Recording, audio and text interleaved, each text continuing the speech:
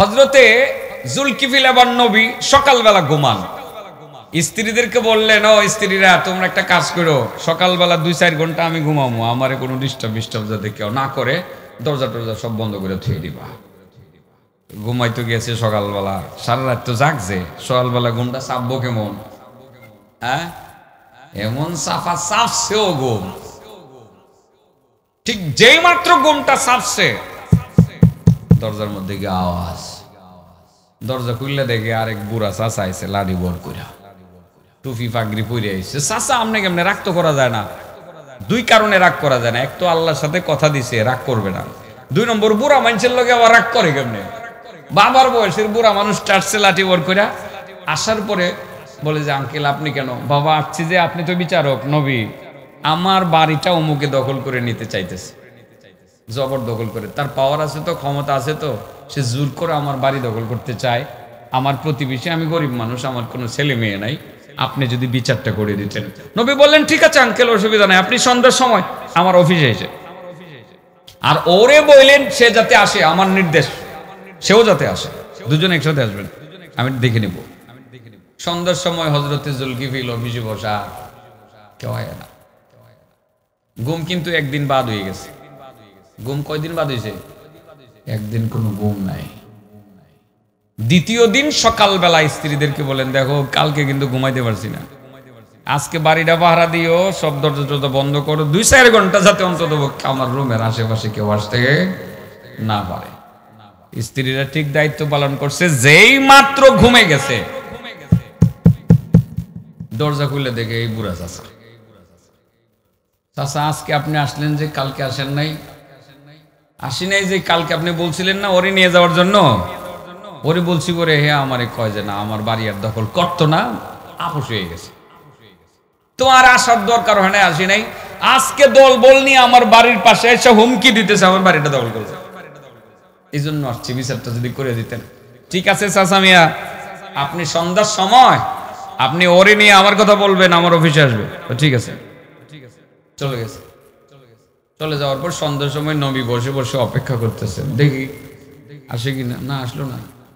ঘুম কয়দিন গেল? হ্যাঁ, 3য় দিন না ঘুমায় থাকতে পারবেন আপনি? মাথা মোটা ভাড়াইলে এবার বা হইতো না, কেউ ডিস্টার্ব করলে। হ্যাঁ, এরকম হইতে হইব। ঘুম তো ঘুমো, এটার লগে অন্য কোনো আছে সুস্থতার জন্য? এর চেয়ে বড় ওষুধ আরো আছে নাকি? ঘুমের চেয়ে বড় ওষুধ আছে? নাই। 3য় দিন স্ত্রীদেরকে বলেন, এই বাহিরের গেট বন্ধ করো, সব তালা লাগাও, আজকে 4-5 ঘন্টা অত্যন্ত পক্ষে আমার বাড়ির আশেপাশে যাতে কেউ ভিড়তে না পারে, পিঁপড়াও যাতে না ঢুকতে পারে। এবার স্ত্রীগণ অ্যালার্ট, আজকে তো ঘুমাইতে হইব। যার যার রুমে চলে গেছে, ওনারে ঘুমাইতে দিছে। যেই মাত্র ঘুমটা চাপছেও, দরজা খুললে দেখে এই বুড়া চাচা। চাচা আপনি আজকে, গতকাল আসেন নাই? আঙ্কেল গতকাল তো আসার কথা তারে বলছি, তখন সে বললো আল্লাহর কসম ভাই তোমার বাড়ি আমি দখল করতাম না, আজকে অলরেডি দখল করে লেছি, এই জন্য আসছি। নবী ওই দিক সেদিক চাই, দেখে যে বাইরের দরজাও বন্ধ। স্ত্রীর কাছে গিয়া কই, কি গো ঘটনা কি? তোমরা কি দরজা সব লাগাইছো না? করে সব লাগাই, একটা খোলা নাই, দেখেন না সব তালা ঝুলতেছে। ঢুকলো কেমনে? নবী কয়, হ্যাঁ সেটা তো আসলে ইবলিস। এটা কাটা ইবলিস। চাচা মিয়া তুমি কি ইবলিস? এখন কি অস্বীকার করার কোনো ভাব আছে? ধরা খাইছে না? ধরা খাইলে কি অস্বীকার করার কোনো ভাব আছে? ধরা খাওয়ার পরে সব স্বীকার আইব, সব স্বীকার আইব। কেমনি কোন দিক দিয়ে? আরে পুলিশে ধরলেই তো মুরাইলে পরে সব সত্য কথা বলে ফেলে, ঠিক না বেঠি? আপনি দেখেন তো না, যদি এখন ঠিক মতো দুইরা আপনার উবাইদুল কাদের মুরাই তারে, এই সেনা অফিসাররা কিভাবে মারছে সব কইব, কিভাবে শাপলা সত্তরে মানুষ খুন করছে, মাইরের ছুটে সব শেয়ার করবো। এটির মনে পাওয়া যাইতেছে নাকি বাঘ যে নাকি আল্লাহ জানে, কই জানে আছে। কাউ অর্ডারে দরবার কামাছি না, আগে ধরলে পরে সব কইব, সব কইব। আরে এত জিজ্ঞর দিও না, আগামী দিনে তোমরাও যখন ক্ষমতায় যাবে এরকম করলে কাউ আসছে বড় ভয়ানক অবস্থা তোমরা রইব, এটা মনে রাখো। শিক্ষা গ্রহণ করে মানিক কাসুরা কলা ভাতাত ঘুমায়, তুমি কলা ভাতাও পাইতাম। শিক্ষা নিও, শিক্ষা নিও, শিক্ষা নেওয়া দরকার। প্রত্যেকেরই শিক্ষা নেওয়া উচিত বলে আমি মনে করি। মাশাআল্লাহ। হ্যাঁ বাসি ডি শেষ হোক পরে আমরা ওয়াজ শুরু করবো না। হ্যাঁ তাহলে কি এত বাসি ফোন লাগবো? ও বাসি বন্ধ করো। আশ্চর্য কথা হচ্ছে, এটা কি হয়েছে? তো আইসে করে বাসি ফোন লাগবো নাকি? আমি তো ভাবছি পুলিশ টুলিশ নিয়ে আই পড়ছে, আগের ডরটা এখন আবার ভিতরে ঢুকছিল আর কি, যে ওবায়দুল কাদেরকে আবার ক্ষমতা দায় হলো নাকি। তখন তো মাহফিলে গেলে এরকম বাসি শুনলে বই পাইতাম কবে না জানি আমার দৌড়ানি দেয়, যে হেনে যাইতাম খালি দৌড়ানির একটা আশঙ্কায় থাকতাম। ঠিক আছে না? আল্লাহ অন্তত পক্ষে এই ঝামেলার থেকে বাঁচাইছে। হ্যাঁ হ্যাঁ সব কইতেছে, আয়াত তো পড়তাছি। মাশাআল্লাহ, এই লোকটার আগ্রহ আছে। দেখা যায় হাবিব সাহেব আয়াত নম্বর কয়ে দেন, আমি আয়াতটা পড়তাছি। আয়াতটা সূরা কোনটা বাইর করে? ওয়া ইসমাঈল ওয়া ইদরিসা ওয়া যাল কিফলি কুল্লুম মিনাস সাবিরিন। এটা করলেন, রেকর্ড করলেন। ওয়া ইসমাঈল ওয়া ইদরিসা ওয়া যাল কিফলি কুল্লুম মিনাহুম ফি রাহমাতিনা ইন্নাহুম মিনাস সালিহিন। আবার বলি, ওয়া ইসমাঈল ওয়া ইদরিসা ওয়া যাল কিফলি কুল্লুম মিনাস সাবিরিন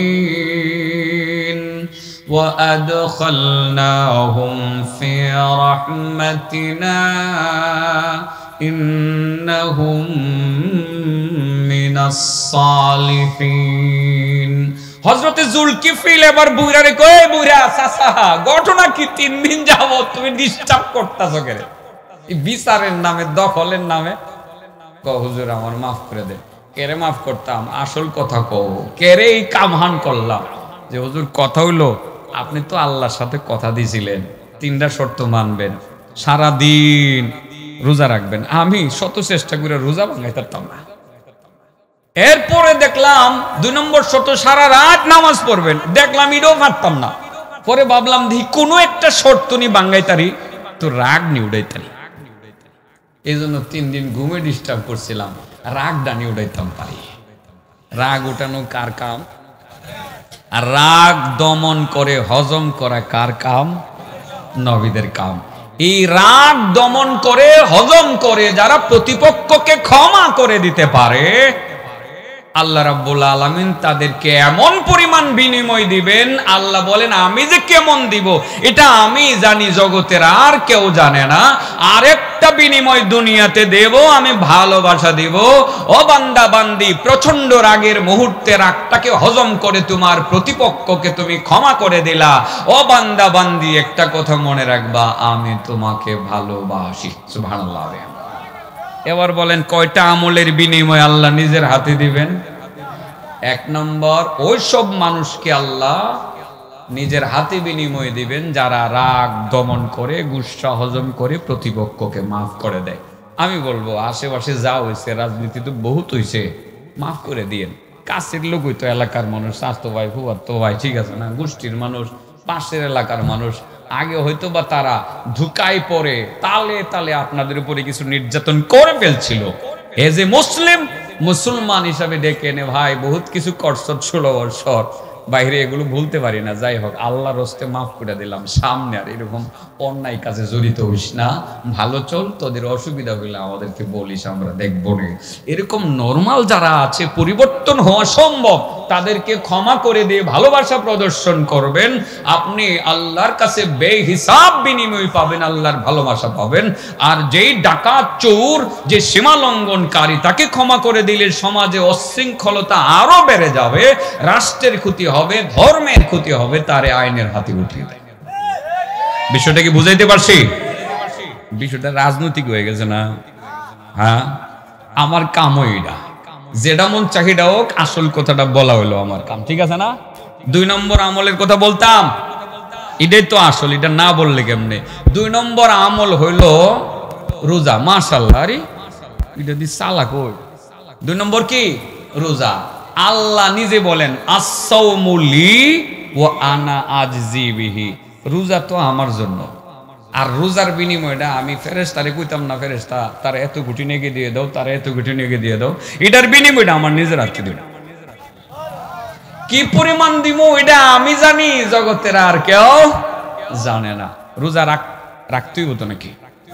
আল্লাহ বলেন শাহরু রমাদানাল্লাযী উনজিলা ফীহিল কুরআন হুদাল লিন্নাসি ওয়া বাইনাতিন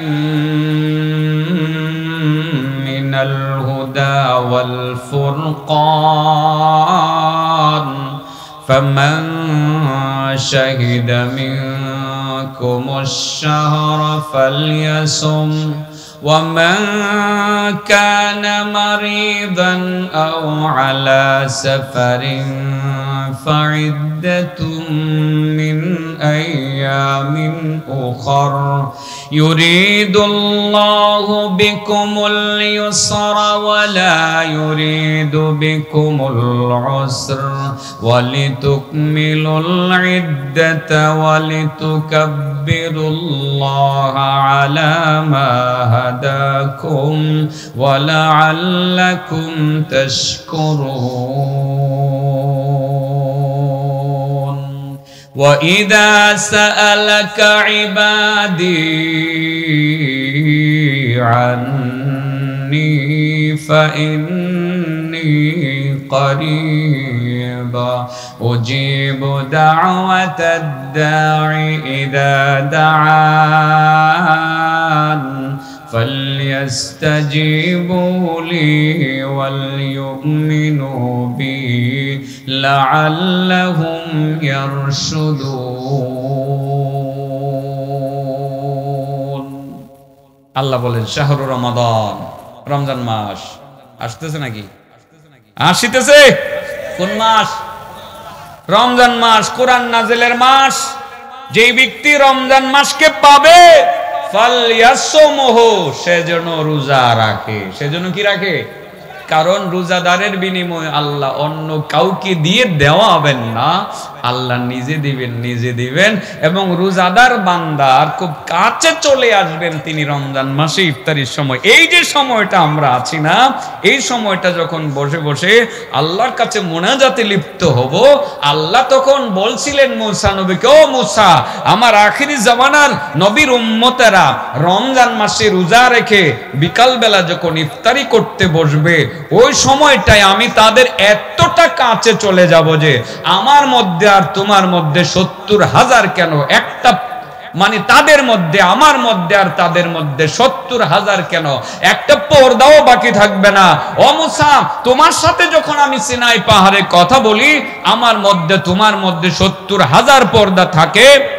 ৭০,০০০ পর্দা ডিঙ্গাইয়া আমার কণ্ঠের আওয়াজ তোমার কানের মধ্যে গিয়া লাগে। কিন্তু আমার আখিরি জামানার নবীর উম্মতেরা রমজান মাসে রোজা রেখে বিকাল বেলা যখন ইফতারি করতে বসবে, ওই সময়টায় আমি তাদের এত কাছে চলে যাব যে আমার মধ্যে আর তাদের মধ্যে ৭০,০০০ কেন, একটা পর্দাও বাকি থাকবে না। এই জন্যই তো আমার নবী সাল্লাল্লাহু আলাইহি ওয়াসাল্লাম বলেন, সাল্লাল্লাহু আলাইহি ওয়াসাল্লাম তিনি বলছেন ইফতারির সময় বান্দার দোয়া ফেরত দেওয়া হয় না, কারণ আল্লাহ কাছ থেকে বান্দার দোয়া শুনেন এবং কবুল করেন। ইফতারির সময়টা একটা মোক্ষম সময় দোয়া কবুল হওয়ার। শুধু নিজে একা কেন, ছেলে মেয়ে স্ত্রী সবাইকে নিয়ে হাত উঁচু করে কান্নাকাটি করব। আমরা মাহে রমজানকে কাজে লাগাবো, আল্লাহ সন্তুষ্টি নেব, বেহিসাব বিনিময় নেব এবং সহজে আমার মনের কথাটা আল্লাহকে জানিয়ে দেব। আল্লাহ কাছ থেকে সেটা কবুল করে নেবেন, মঞ্জুর করে নেবেন। রমজান কাজে লাগাবো তো নাকি? রোজা সবাই রাখবো তো ইনশাআল্লাহ? রোজা সবাই রাখবো, একজন রুকু আমরা রোজা ছাড়বো না। ছোট ছোট বাচ্চাদেরকে বলি, তোমরাও রোজা রাখতে শিখো বাবা, রোজা রাখতে শিখো। তোমার বাবা বলবে, হ্যাঁ দরকার নাই বাবা, তোমার বয়স হয়েছে না, তোমার বয়স 12 হয়ে গেছে, তুমি রোজা রাখো, তুমি অভ্যস্ত হয়ে যাও এখন থেকে। বাবা তোর পরীক্ষা আগামীকাল, রোজাটা রাখিস না, পরীক্ষা দেওয়ার জন্য রোজা রাখো, পরীক্ষা ভালো হবে ইনশাআল্লাহ। কারণ ইমানের শক্তিটা বাড়বে, স্মরণ শক্তি বাড়বে ইনশাআল্লাহ। বলেন কয়টা আমলের বিনিময়ে আল্লাহ নিজের হাতে দিবেন? হ্যাঁ, 1 নম্বর ক্ষমা করে দেওয়ার বিনিময়, রাগ গুসা হজম করে ক্ষমা করে দেওয়ার বিনিময় কে দিবেন? নিজের হাতে দিবেন। কি পরিমাণ দিবেন? হ্যাঁ, আর কেউ জানে না? আচ্ছা, 2 নম্বর,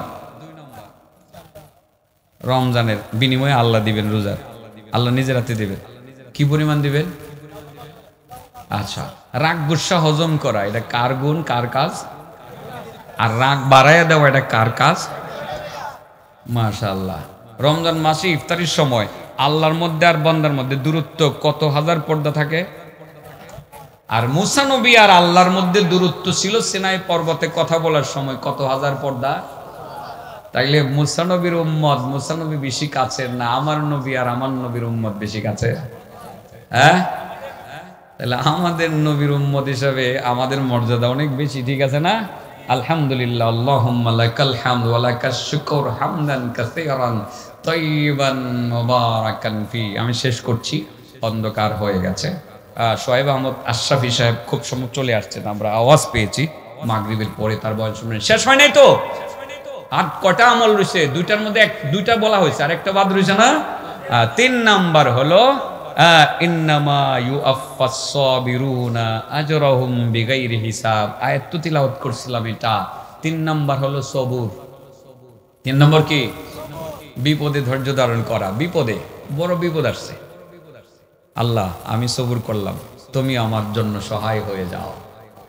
শারীরিক অসুস্থতা আসছে, ব্যবসা বাণিজ্যের ধস নামছে, ছেলে মেয়েদের নিয়ে কোনো একটা পরীক্ষা চলে আসছে, আল্লাহ তোমার দিকে তাকিয়ে আমি সবুর করলাম, মাবুদ তুমি সবুরকারীদের সঙ্গে আছো সেটা জানি, আল্লাহ আমি সবুর করলাম, তুমি আমার জন্য সহায় হয়ে যাও। আল্লাহ রাব্বুল আলামিন বলেন, এই বান্দারে দুনিয়া থাকতেও আমি দিমু, পরকালে যে কি পর্যন্ত বিনিময় আমি দিমু এটা শুধু আমি জানি, আর কেউ জানে না। ইনশাল্লাহ বিপদে ধৈর্য ধারণ করব তো। 3টা আমল যারা করবে তাদের বিনিময় আল্লাহ দিবেন। কতগুলো বিনিময় দিবেন, কি পরিমাণ দিবেন আল্লাহ নিজেই বলেন, এটা শুধু আমি জানি, আর কেউ জানে না। আল্লাহ দিলে কটুক দিবেন, বুঝেনি তো? আল্লাহ খাজানায় কোনো কমতি আছে, কোনো অভাব আছে?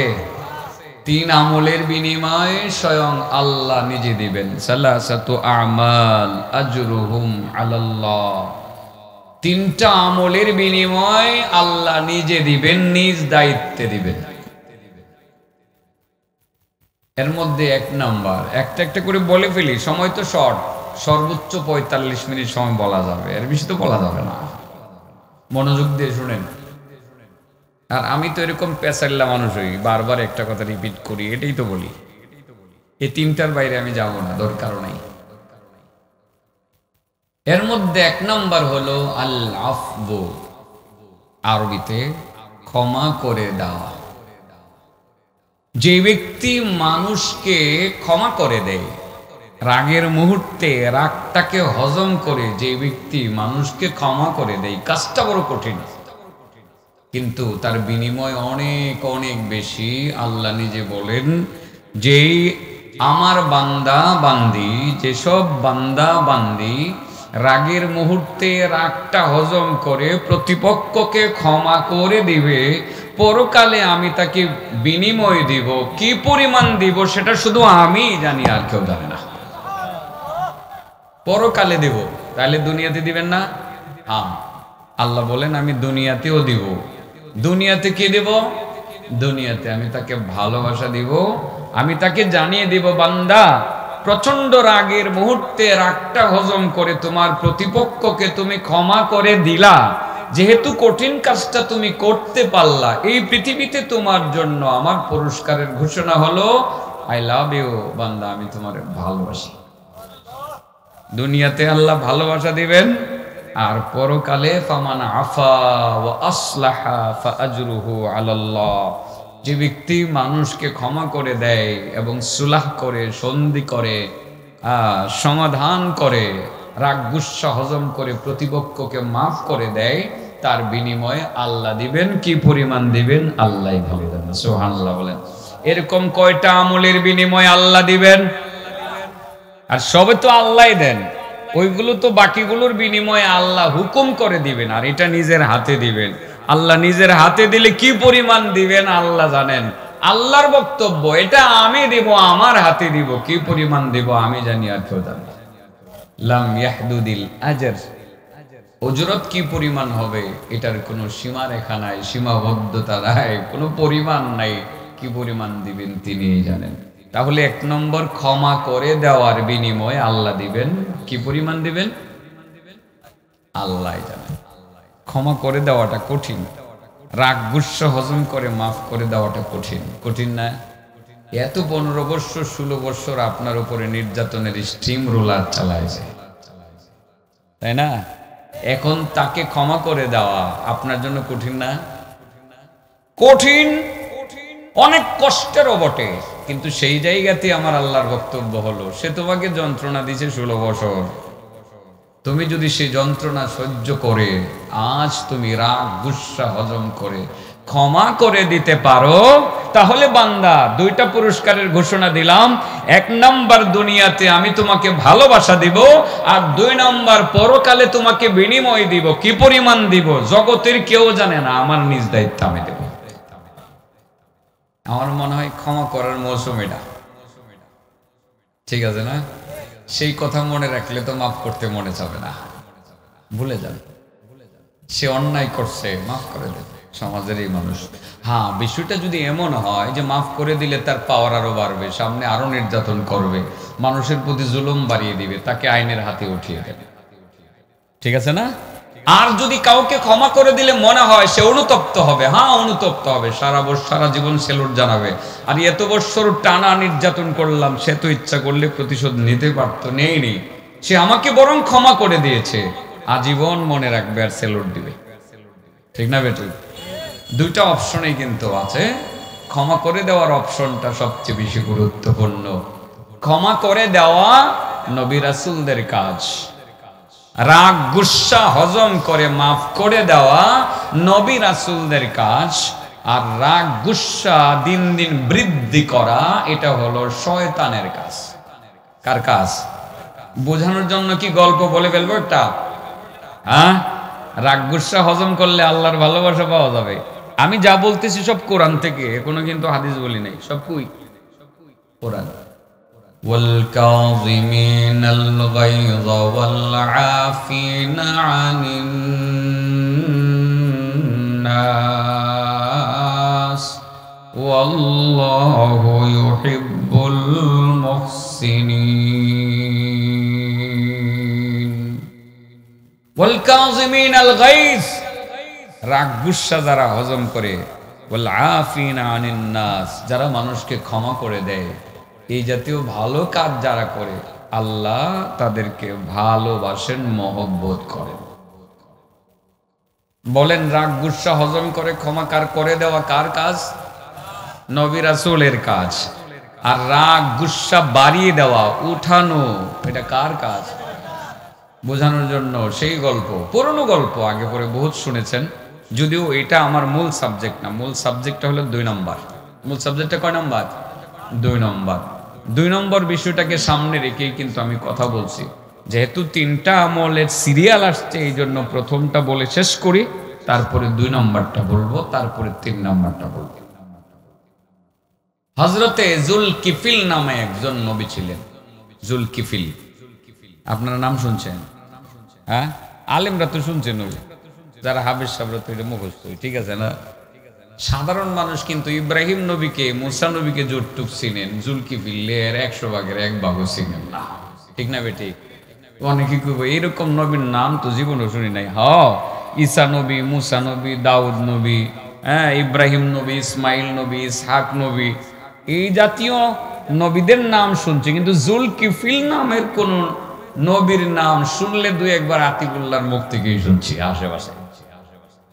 আমি বলছি, অন্যরা হয়তো অন্যদের কথা বলেন, আমি এদিকে বলছি যেমন মনে আছে। আল্লাহ কোরআনে বললেন, ওয়া ইসমাঈল ওয়া ইদরিস ওয়া যালকিফল কুল্লুম মিনাস সাবিরিন। ওয়া ইসমাঈল ওয়া ইদরিস ওয়া যালকিফল কুল্লুম মিনাস সাবিরিন ওয়া আদখালনাহুম ফি রাহমাতিনা ইন্নাহুম মিনাস সালিহিন। আল্লাহ বলেন, ও আমার নবী মুহাম্মদ, বলেন সাল্লাল্লাহু আলাইহি ওয়াসাল্লাম, ও আমার নবী মুহাম্মদ, স্মরণ করো তুমি ইসমাইলের কথা, সবাই চিনি। স্মরণ করো ইদ্রিসের কথা। 80% মুসলমান ইদ্রিস আলাইহিস সালাতু ওয়াস সালামকে চিনি। শতকরা 95% মুসলমান ইসমাইল নবীকে চিনি। আল্লাহ বলেন, নবী গো, তুমি ইসমাইলের কথা স্মরণ করো, ইদ্রিসের কথা স্মরণ করো, জুলকিফিলের কথা স্মরণ করো। জুলকিফিল আবার কে? আল্লাহ তিনজনের পরিচয় একসঙ্গে দিয়েছেন। আল্লাহ বলেন, কুল্লুম মিনাস সাবিরিন, তারা তিনজনে বড় ধৈর্যশীল ছিলেন। ওয়া আদখালনাহুম ফি রাহমাতিনা, আল্লাহ বলেন তিনজন নবীকে আমার রহমতের গণ্ডিতে আমি ঢুকাইয়া ফেলছি। কুল্লুম মিনাস সাবিরিন ওয়া আদখালনাহুম ফি রাহমাতিনা ইন্নাহুম মিনাস সালিহিন, আমার রহমতের গণ্ডির ভিতরে, আওতার ভিতরে তাদেরকে ঢুকাইছি। তারা তিনজনেই বড় নেক কর্ম সম্পাদনকারী ছিলেন, নেককার ছিলেন। ইসমাইল নবী, ইদ্রিস নবী, জুলকিফিল নবী। হযরতে জুলকিফিলের কথা বলছি, এখান থেকে বুঝবো রাগ গুসা হজম করে ক্ষমা করে দেওয়া হলো নবীদের কাজ, আর রাগ গুসা উঠাইয়া বাড়াইয়া দেওয়া হলো শয়তানের কাজ। কার কাজ? শয়তানের কাজ। এই দুইটা কথা মনে রাখবেন। এই ঘটনাটা একটু শুনেন। হযরতে জুলকিফিল তখনও নবী হন নাই। এর আগের নবীর নাম আল-ইয়াসা। নাম কি? এটাও মনে শুনছেন না? ইলিয়াস শুনছেন? ইলিয়াস। ও ইলিয়াস তো ওয়াজু করে গেছে, মুফতি ইলিয়াসুর রহমান জিহাদ না? এই নামে একজন নবী ছিলেন ইলিয়াস, এটা জানেন? হ্যাঁ, এটা মনে হয় কেউ কেউ শুনছেন। শুনছেন না? শুনছেন। কিন্তু আল-ইয়াসা এটা মনে হয় অনেকে শুনেন নাই। আল-ইয়াসা যখন বুড়া হয়ে গেছে, এই যে আমার চাচার মতো বুড়া হয়ে যাওয়ার পরে আল্লাহর কাছে হযরতে আল-ইয়াসা বলে, আল্লাহ আমি তো বুড়ো হয়ে গেছি, তো বুড়া হয়ে শুধু কি হয়েছে মাবুদ, আমার তো তুমি নিবাগা, কহ সময় কাছাইছে। বুড়া হইলে তো সময় কাছায় নাকি? এমনও কম বয়সে আল্লাহ নেয় গা, কিন্তু সাধারণত বুড়া হইলে আমরা এটা ধরে নেই যে সময় কাছাইছে। ঠিক আছে না? আল্লাহ আমার সময় তো কাছাইছে, কহ কাছাইছে, মাবুদ আমার লইয়ে যাবো গা, তো আমার পরে কারে নবী বানাইবা মাবুদ, আমি একটু দেখা যাইতাম, একটু শখ জাগছে। আল্লাহ তাই নাকি? তুমি পরবর্তী নবী কে হবে তাকে দেখতে চাও? মাবুদ আমি একটু দেখতাম চাই। তাহলে তুমি সেই নবীটারে নির্ধারণ করে দিয়ে যাও, আমি তারে নবী বানায় নিব না। তুমি 3টা শর্ত তোমার সমাজের যত উম্মত আছে সবাইকে ডেকে আনো, ডেকে এনে 3টা শর্ত দাও। সর্বপ্রথম 3টা শর্ত পালন করার অঙ্গীকার যে ব্যক্তি করবে, আমি তারে নবী বানায় দেব। প্রথম শর্ত হলো সারাদিন রোজা রাখতে হবে। কি করতে হবে? কঠিন। সারা জীবন সারাদিন রোজা রাখা, 4টি কথা, সারা জীবন কঠিন। নবীদের জীবনে তো অনেক পরীক্ষা ছিল, আসলে এমনি কি তারা নবী হয়েছে? না। 2 নম্বর শর্ত, সারা রাত নামাজ পড়তে, রাত্রে ঘুমানো যাবে না। তার মানে রাতের বেলা ঘুমানো যাবে না, ঘুমটা হবে দিনে। আর দিনের বেলা খাওয়া যাবে না, খাওয়াটা হবে রাত্রে। বিকল্প আছে, আবার বিকল্প আছে না? শর্ত কটা হইলো? 1 নাম্বার শর্ত হলো সারাদিন রোজা রাখতে হবে। 2 নাম্বার শর্ত হলো সারা রাত নামাজ পড়া লাগবে। 3 নাম্বার শর্ত হলো রাগ করা যাবে না। এই রাগের ওয়াজটা বোঝানোর জন্য পাইছে এই জায়গাতে আইছে, নাইলে আসতাম না। 3 নাম্বার শর্ত কি? 1 নাম্বার সারাদিন রোজা রাখতে হবে। 2 নাম্বার সারা রাত নামাজ পড়তে হবে। 3 নাম্বার রাগ করা যাবে না। হযরতে আল-ইয়াসা উম্মত সবাইকে ডেকে বললেন, উম্মতেরা একটা খবর আছে। কি খবর? মহান আল্লাহ রাব্বুল আলামিন আমাকে বলছেন, আমার উম্মতের মধ্যে যারা তিনটা শর্ত সর্বপ্রথম যেই ব্যক্তি পালন করার অঙ্গীকার করবে, তিনটা শর্ত মেনে নিবে, মহান আল্লাহ আমার পরবর্তী নবী হিসাবে তাকে কবুল করে নেবেন। এক নাম্বার শর্ত হলো সারা রাত সারা দিন রোজা রাখতে হবে। 2 নাম্বার শর্ত হলো সারা রাত নামাজ পড়তে হবে। 3 নাম্বার শর্ত হলো রাগ গুসা করা যাবে না। কঠিন না? কেউ রাজি হয়?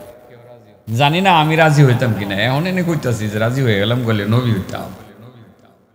কিন্তু তখন তো হারা রাজি হইছে না, ঠিক আছে না? কেউ রাজি হয় না। লাস্টে একটা দুর্বল মানুষ এরকম হুজুরের মতো হুজুর আমি 3টা শর্ত পালন করবো। সবার পরে কেউ যখন কিছু কয় না, মনে হয় যে কেউ যেহেতু কিছু কয় না এই জন্য উনি কইছে আর কি। মনে হইতেছে এরকম, বুঝছেন না? ভাগলপুর মাদ্রাসার মধ্যে বয়ান করতাম, গেছি, আমার এক হুজুরে কিছু কালেকশন করে দেন। আমি কালেকশন তো বুঝি না, আচ্ছা কইলাম সিমেন্ট লাগবে, তো বললাম 50 বস্তা সিমেন্ট কে দিবেন? একজনও দেয় না। একজনও দেয় না। পরে 2-4-5 মিনিট গেছে, পরে আমার মোবাইলে একটা রিং বাজছে, রিসিভ করছি, এক মহিলা ফোন দিছে। আমি বললাম কি? হুজুর আমি 50 বস্তা সিমেন্ট দেবো। তো আমি বললাম আপনি আমার নাম্বার পাইছেন কি? হুজুর আপনার নাম্বারটা লইয়া ফোন দিছি। তো আপনি রাজি হইলেন কেন? সবাই রাজি হয় না। হুজুর অনেকক্ষণ যাবত আপনি বলতেছেন কেউ রাজি হয় না, তো কি করতাম হুজুর? আমার শরম লাগতেছে, এই জন্য আমি বলে দিছি। এরকম কেউ রাজি হয় না দীক্ষা দুর্বলী মুরব্বী কি হয়েছে? রাজি হয়েছে। হযরতে আলী সাহেব কই, এই লোকটা কেমনে? এই লোকটা এত কষ্টের কাম পারবো? ওনার কেমন যেন এই কিনে নিল না। আচ্ছা দেখি আরেকদিন সবাইকে ডাক্কা বলি, দেখি শর্ত দিয়া কেউ রাজি হয় কিনা। এরকম তাগরা তুগরা এরকম স্বাস্থ্যবান সুন্দর এই যে ইমানদার লোক পাওয়া যায় কিনা। পরের দিন আবার বললেন কেউ রাজি না। লাস্টে আবার এই বুড়া বেটা, এই বুড়া দুর্বল মানুষটাই রাজি হইল। 3য় দিন আবার সবাইকে ডাকলেন, দেখি লাস্ট একটা মানে ওয়ার্নিং দিয়ে দেখি যে আসলে কেউ রাজি হয় কিনা। কেউ রাজি হয় না। শর্ত 3টা, কঠিন কঠিন শর্ত না? সারাদিন কি রাখতে হইব? রোজা। সারা রাত কি করুন লাগবো? নামাজ। আর কি করা যাবে না? রাগ করা যাইব না। কেউ রাজি হয় না। 3য় দিন ওই বুড়া মানুষটাই। শেষ পর্যন্ত হযরতে আলিয়াসা চিন্তা করলেন, কেউ যেহেতু রাজি হয় না, তার নামটাই তো আল্লাহর কাছে বলতে হবে। অতঃপর আল্লাহর কাছে গিয়ে ওই লোকের নাম বললেন, আল্লাহ সবল শক্তিশালী এইরকম কোন লোকটুক পাইছি না, এই বুড়া মানুষটা ছাড়া এই 3টা শর্ত কেউ মানে না। আল্লাহ আমি তো এর চেয়ে শক্তিশালী কোন সুন্দর মানুষ পাইলাম না।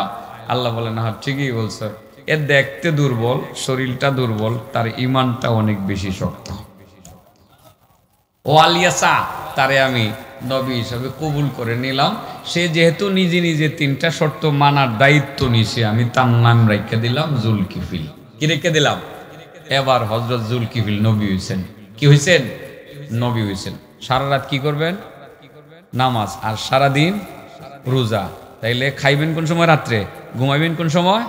দিনে। দিনে না ঘুমাইলে আর কি ঘুমের সুযোগ আছে? কারণ রাতের বেলা ঘুমাইতে গেলে নবুয়তের দপ্তর থেকে নাম কাড়া, কঠিন। হ্যাঁ, রাতের বেলা না ঘুমাইয়া দিনের বেলা ঘুমানো, দিনের বেলা সুযোগ না হলে যে কি কঠিন অবস্থা হয়, এটা আপনারা বুঝতেন না, এটা আমরা বুঝি। সারা রাত, কালকে রাত্রে তো সারা রাত সিলেট, আসতে আসতে তো অনেক রাত হয়ে গেছে, বুঝেন না? সকালবেলা একটু না ঘুমাইয়া হেরা তো কইব হুজুরে ফোন ধরে না গেলে। আরে ফোন ধরতাম কেমনে? আমার তো 2-3 ঘন্টা ঘুমাই আউন লাগলো, ফেরেশান হয়ে গেছে। এই যে চতুর্দিক থেকে ফোন দেওয়া শুরু করছে। আমি তো মাঝে মধ্যে চাইয়া দেখি, এখন কথা বলে তো আবার ঘুম শেষ, কথা বুঝেন না? ঘুম শেষ, ঘুমাই। এই কিন্তু পরে রওনা দিছি, আবার যানজটের ব্যাপার আছে। জোহরের নামাজের পরে খাইয়াও রওনা দেই নাই, খাওয়ানটা গাড়ির ভিতরে লইছি, লইয়া পরে আইসি আর খাইছি, গাড়ির ভিতরে বয়ে বয়ে আইসি। কথা বলছেন, এই অবস্থা আর কি। কষ্ট আছে, এত সুখ নাই, এত সুখ নাই, কষ্ট আছে। যাই হোক, হযরতে জুলকিফিল আবার নবী সকালবেলা ঘুমান। স্ত্রীদেরকে বললেন, ও স্ত্রীরা তোমরা একটা কাজ করো, সকালবেলা 2-4 ঘন্টা আমি ঘুমাবো, আমারে কোনো ডিস্টার্ব যাতে কেউ না করে, দরজা টরজা সব বন্ধ করে থুয়ে দিবা। ঘুমাইতে গেছে সকালবেলা, সারা রাত তো জাগছে, সকালবেলা ঘুমটা চাপবো কেমন? হ্যাঁ, এমন চাপা চাপছেও ঘুম। ঠিক যেই মাত্র ঘুমটা চাপছে, দরজার মধ্যে গিয়ে আওয়াজ। দরজা খুললে দেখে আরেক বুড়া চাচা আইছে, লাঠি বর কইরা, টুপি পাগড়ি পরে আইছে। চাচা আপনি কেমনে? রাগ তো করা যায় না। দুই কারণে রাগ করা যায় না। এক তো আল্লাহর সাথে কথা দিছে রাগ করবে না, দুই নম্বর বুড়া মানুষের লগে আবার রাগ করে কেমনে? বাবার বয়সের বুড়া মানুষ টাটছে লাঠি বর কইরা। আসার পরে বলে যে আঙ্কেল আপনি কেন? বাবা আসছি যে আপনি তো বিচারক নবী, আমার বাড়িটা অমুকে দখল করে নিতে চাইতেছে, জবর দখল করে। তার পাওয়ার আছে তো, ক্ষমতা আছে তো, সে জোর করে আমার বাড়ি দখল করতে চায়। আমার প্রতিবেশী, আমি গরিব মানুষ, আমার কোনো ছেলে মেয়ে নাই, আপনি যদি বিচারটা করে দিতেন। নবী বললেন ঠিক আছে আঙ্কেল, অসুবিধা নাই, আপনি সন্ধ্যার সময় আমার অফিসে এসে। আর ওরে বললেন সে যাতে আসে, আমার নির্দেশ, সেও যাতে আসে, দুজন একসাথে আসবেন, আমি দেখে নিব। সন্ধ্যার সময় হজরতে জুলকিফিল অফিসে বসা, কেউ হয় না। ঘুম কিন্তু একদিন বাদ হয়ে গেছে। ঘুম কয়দিন বাদ হয়েছে? একদিন কোনো ঘুম নাই। দ্বিতীয় দিন সকালবেলা স্ত্রীদেরকে বলেন দেখো কালকে কিন্তু ঘুমাইতে পারছি না, আজকে বাড়িটা পাহারা দিও, সব দরজা বন্ধ করো, 2-4 ঘন্টা যাতে অন্তত আমার রুমের আশেপাশে কেউ আসতে না পারে। স্ত্রীরা ঠিক দায়িত্ব পালন করছে। যেই মাত্র ঘুমে গেছে, দরজা খুলে দেখে এই বুড়া চাচা। চাচা আজকে আপনি আসলেন যে, কালকে আসেন নাই?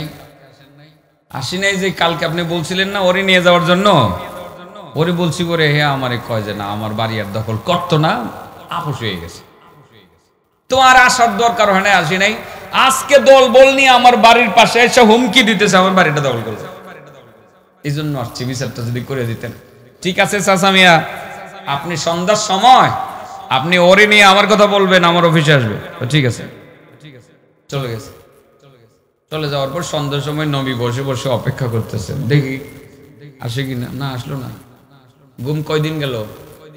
হ্যাঁ, তৃতীয় দিন না ঘুমায় থাকতে পারবেন আপনি? মাথা মোটা ভাড়াইলে এবার বা হইতো না, কেউ ডিস্টার্ব করলে। হ্যাঁ, এরকম হইতে হইব। ঘুম তো ঘুম, এটার লগে অন্য কোনো আছে সুস্থতার জন্য? এর চেয়ে বড় ওষুধ আরো আছে নাকি? ঘুমের চেয়ে বড় ওষুধ আছে? নাই। তৃতীয় দিন স্ত্রীদেরকে বলেন এই বাহিরের গেট বন্ধ করো, সব তালা লাগাও, আজকে 4-5 ঘন্টা অন্ততপক্ষে আমার বাড়ির আশেপাশে যাতে কেউ ভিড়তে না পারে, পিঁপড়াও যাতে না ঢুকতে পারে। এবার স্ত্রীগণ অ্যালার্ট, আজকে তো ঘুমাইতে হইব। যার যার রুমে চলে গেছে, ওনারে ঘুমাইতে দিছে। যেই মাত্র ঘুমটা চাপছেও, দরজা খুললে দেখে এই বুড়া চাচা। চাচা আপনি আজকে গতকাল আসেন নাই? আঙ্কেল গতকাল তো আসার কথা তারে বলছি, তখন সে বলল আল্লাহর কসম ভাই তোমার বাড়ি আমি দখল করতাম না, আজকে অলরেডি দখল করে লেছি, এই জন্য আসছি। নবী ওই দিক সেদিক চাই, দেখে যে বাইরের দরজাও বন্ধ। স্ত্রীর কাছে গিয়া কই কি গো ঘটনা কি? তোমরা কি দরজা সব লাগাইছো না? করে সব লাগাই, একটা খোলা নাই, দেখেন না সব তালা ঝুলতেছে। ঢুকলো কেমনে?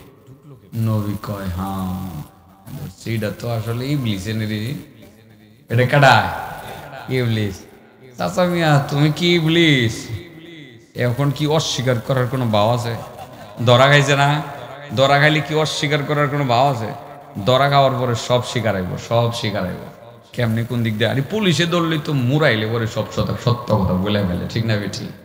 আপনি দেখেন তো না, যদি এখন ঠিক মতো দুইরা আপনার উবাইদুল কাদের মুরাই তারে, এই সেনা অফিসাররা কিভাবে মারছে সব কইব, কিভাবে শাপলা সত্তরে মানুষ খুন করছে মায়ের ছুটে সব শেয়ার করবো। এটির মনে পাওয়া যাইতেছে নাকি বাঘ যে নাকি আল্লাহ জানে কই জানে আছে। কাউ অর্ডারে দরবার কামাছি না, আগে ধরলে পরে সব কইব, সব কইব। আরে এত জিজ্ঞর দিও না, আগামী দিনে তোমরাও যখন ক্ষমতায় যাবে এরকম করলে কাউ আসছে বড় ভয়ানক অবস্থা তোমরা রইব, এটা মনে রাখো। শিক্ষা গ্রহণ করে মানিক কাসুরা কলা ভাতাত ঘুমায়, তুমি কলা ভাতাও পাইতাম। শিক্ষা নিও, শিক্ষা নিও, শিক্ষা নেওয়া দরকার, প্রত্যেকেরই শিক্ষা নেওয়া উচিত বলে আমি মনে করি। মাশাআল্লাহ। হেরার বাসি দি শেষ হোক পরে আমরা ওয়াজ শুরু করবো। হ্যাঁ তাহলে কি এত বাসি ফোন লাগবো? ওই বাসি বন্ধ করো। আশ্চর্য কথাবার্তা, এটা কি হয়েছে? তো আইসে করে বাসি ফোন লাগবো নাকি? আমি তো ভাবছি পুলিশ টুলিশ নিয়ে আই পড়ছে, আগের ডরটা এখন আবার ভিতরে ঢুকছিল আর কি, যে ওবায়দুল কাদেরকে আবার ক্ষমতা দায় হলো নাকি। তখন তো মাহফিলে গেলে এরকম বাঁশি শুনলে বই পাইতাম কবে না জানি আমার দৌড়ানি দেয়, যে হেনে যাইতাম খালি দৌড়ানির একটা আশঙ্কায় থাকতাম, ঠিক আছে না? আল্লাহ অন্তত পক্ষে ঝামেলার থেকে বাঁচাইছে। হ্যাঁ হ্যাঁ, সব কইতেছে, আয়াত তো পড়তাছি, মাশাআল্লাহ এই লোকটার আগ্রহ আছে, দেয়া যায়। হাবিব সাহেব আয়াত নম্বর কয়ে দেন, আমি আয়াতটা পড়তাছি। আয়াতটা সূরা কোনটাও বাইর করেন।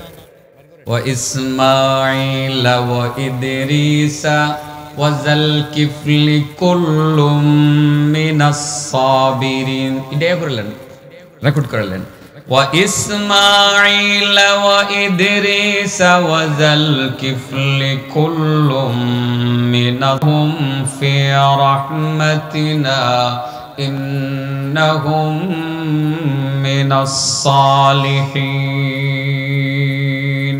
أور بولي وإسماعيل وإدريس وذا الكفل كل من الصابرين وأدخلناهم في رحمتنا إنهم من الصالحين. হযরত জুলকিফল এবার বুইরারে কয়, বুইরা চাচা ঘটনা কি 3 দিন যাবত তুমি ডিস্টার্ব করতাছো কেরে? এই বিচারের নামে, দখলের নামে। কও হুজুর আমার মাফ করে দেন। কেরে মাফ করতাম, আসল কথা কও, কেরে এই কামহান করলাম? যে হুজুর কথা হইলো, আপনি তো আল্লাহর সাথে কথা দিয়েছিলেন 3টা শর্ত মানবেন, সারা দিন রোজা রাখবেন। আমি শত চেষ্টা করে রোজা ভাঙাই পারতাম না। এরপরে দেখলাম 2 নম্বর শর্ত সারা রাত নামাজ পড়বেন, দেখলাম এটাও পারতাম না।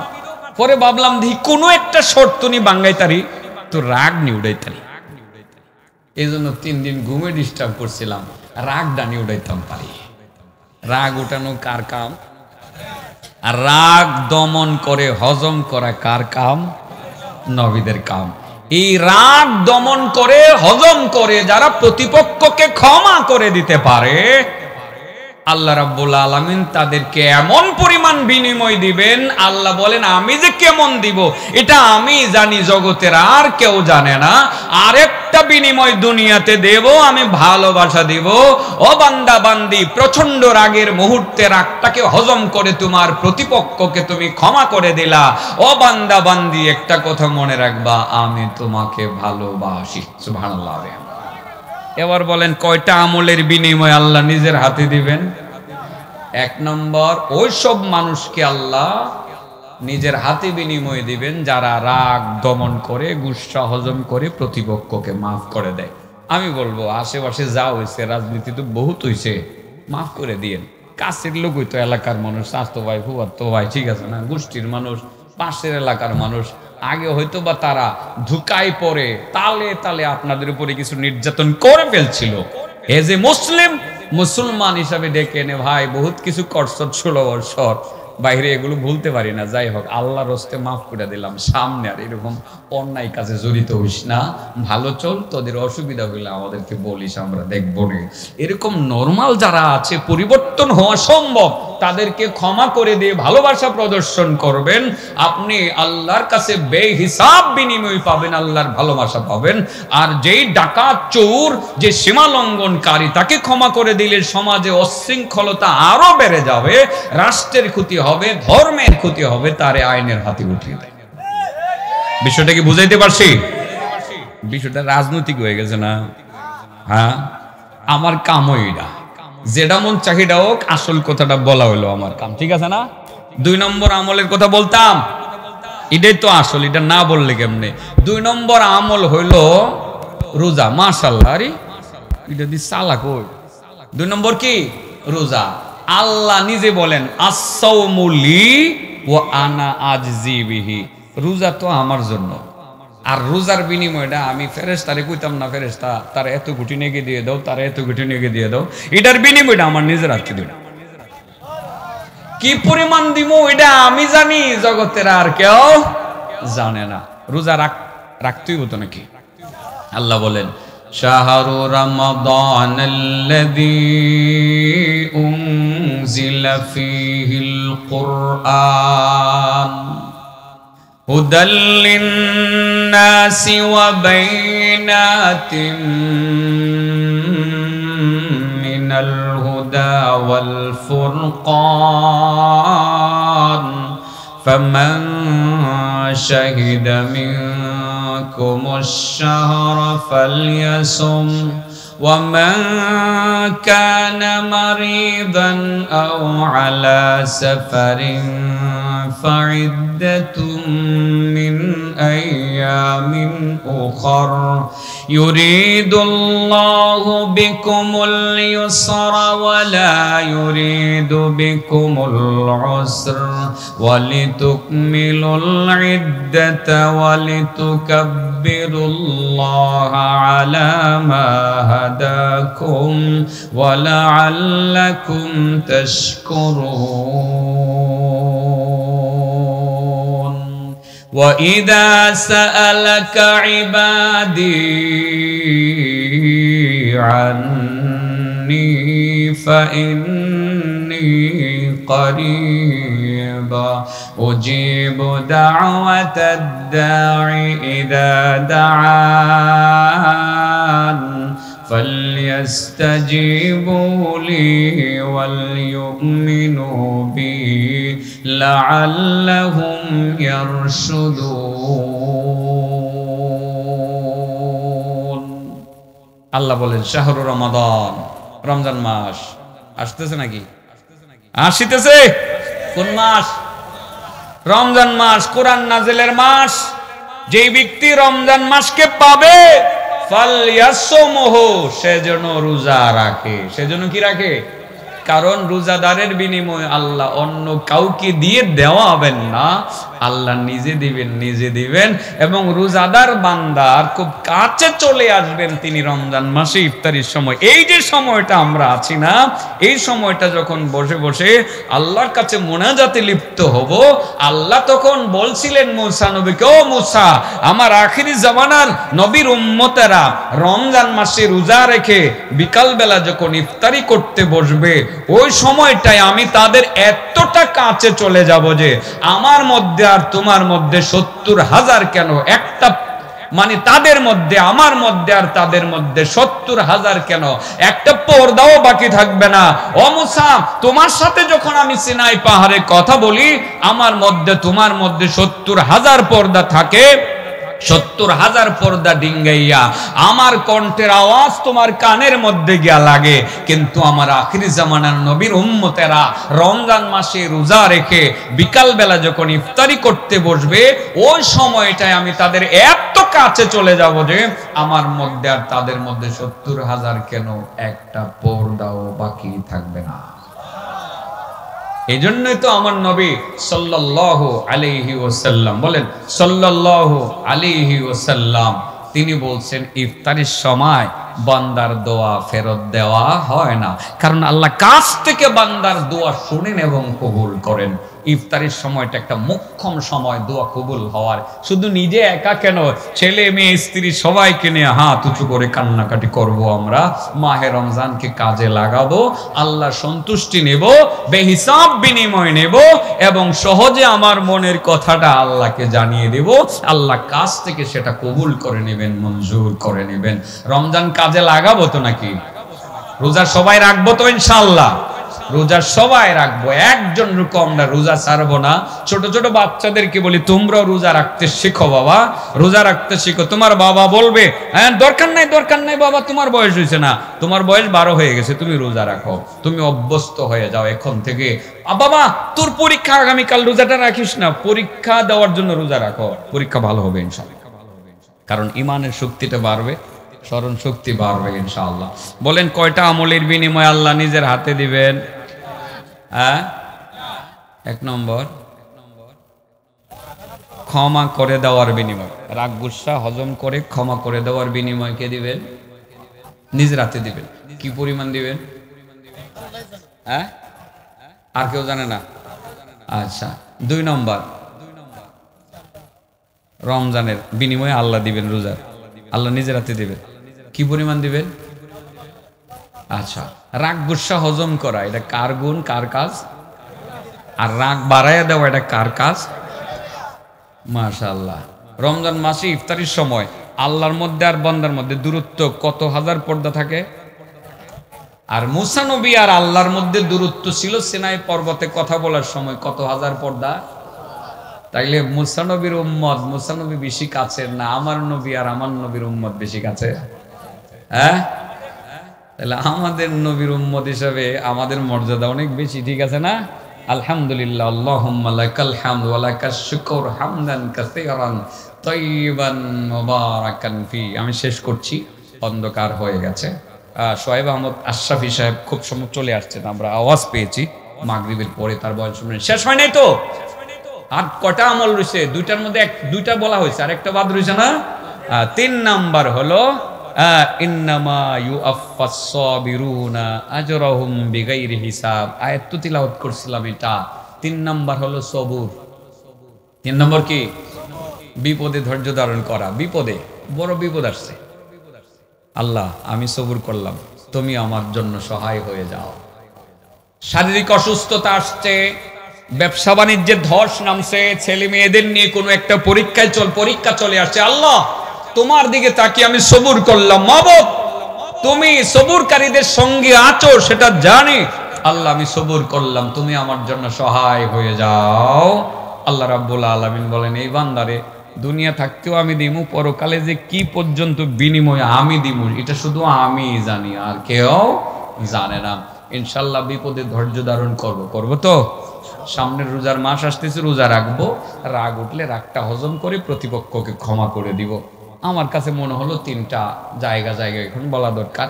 গ্রামে গঞ্জে খুব মারামারি দেখি, রাজনৈতিক ইস্যুকে কেন্দ্র করে ওই আগের রাজনীতির জেরে মারামারি চলছে, পিটাপিটি চলছে। সেই কারণে প্রথম পয়েন্টটা একটু বলি মানুষকে, আমাদের কাজ তো মানুষকে বলা, বুঝিয়ে বলা। আমাদেরকে তো মানুষ যুগ যুগ ধরে মাইন্ড করে যে হুজুররা মাঠে এগুলো বলে কেন? আরে বাবা কেন যে বলি, বুঝো না কেন বলি? এই জন্যই বলি, ভালোর জন্য বলি, উম্মতের ভালো কল্যাণের জন্যই আমাদের কথাগুলো। আমরা সতর্ক করা হলো আমাদের কাজ, আমরা সতর্ক করব।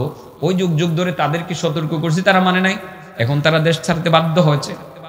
আপনাদেরকেও বলছি, যারা আপনারা ক্ষমতায় যাওয়ার স্বপ্ন দেখছেন, যদি এরকম করেন আপনারাও দেশ ছাড়তে বাধ্য হওয়া লাগবে। এটা হলো আমাদের সতর্কবাণী। কারোর পিছনে লাগা না, কারোর ক্ষতি করা না, উদ্দেশ্য কিন্তু এটা না। উদ্দেশ্য হলো একমাত্র আল্লাহকে খুশি করা, সমাজে দেশে শান্তি শৃঙ্খলা বজায় রাখা, ইসলামের জান্ডাকে বুলন্দ করা। এটাই হলো মূলত আমাদের টার্গেট। আল্লাহ আমাদের যেসব কথা বলছে প্রত্যেককে আমল করার তৌফিক দান করুন। ওয়া আখিরু দাওয়ানা আনিল হামদুলিল্লাহ।